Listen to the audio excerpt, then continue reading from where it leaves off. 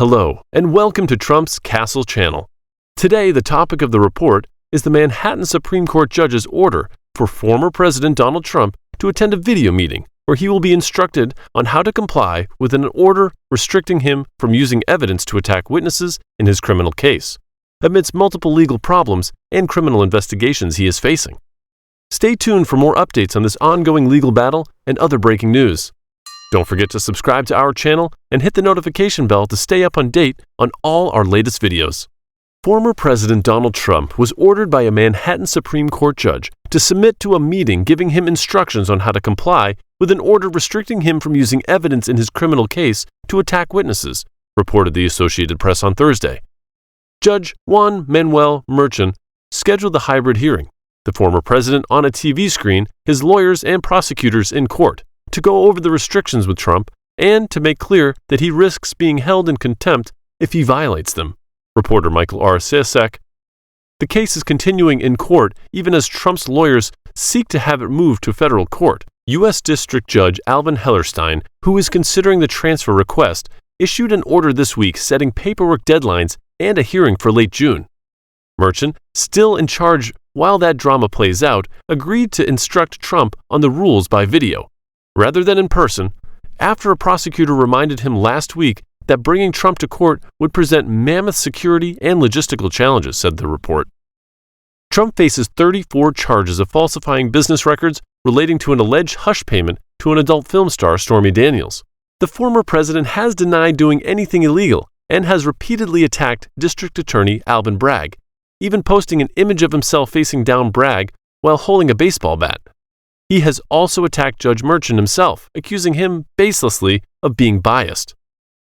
Merchan issued what's known as a protective order on Monday, days after hearing where he argued Trump's lawyers and prosecutors from the Manhattan District Attorney's Office to reach a compromise regarding the Republicans' access to and use of evidence turned over by prosecutors prior to trial, said the report. That kind of evidence sharing, called discovery, is routine in criminal cases and is intended to help ensure a fair trial.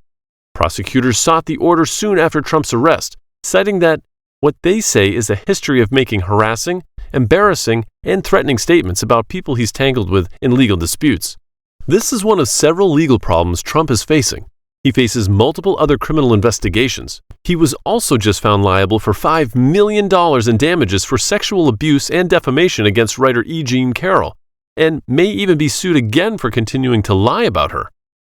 At former President Donald Trump's town hall in New Hampshire, he first tried to deny his infamous phone call demanding Georgia Secretary of State Brad Raffensperger find extra votes for him in the 2020 presidential election, despite it being caught on audio tape and widely available to the public, and then tried to claim he was justified in doing the request.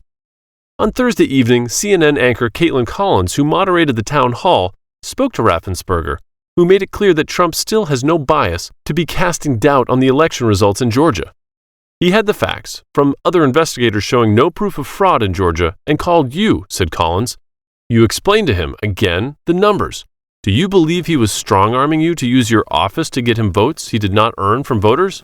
I knew we did not have those votes, said Raffensperger. He handpicked Bobby Christine, his judge, to count the ballots that went in on election night. Bobby Christine did not find fraud there and then reported that back to the president. So every time there was an allegation, we did our checking so we could report back to the voters. I report back to the voters.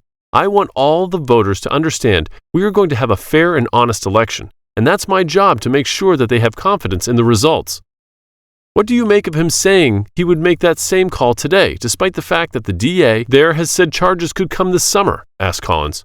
Well, if he did, he'd get the same answer, said Raffensperger. In fact, now we have more data points that show that President Trump did come up short.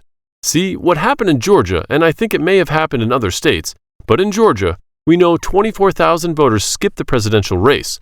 They didn't vote for any of the three candidates for president. Yet they voted down ballot in other races. That's why President Trump came up short. What you saw is our Republican congressman got 33,000 more votes collectively than President Trump.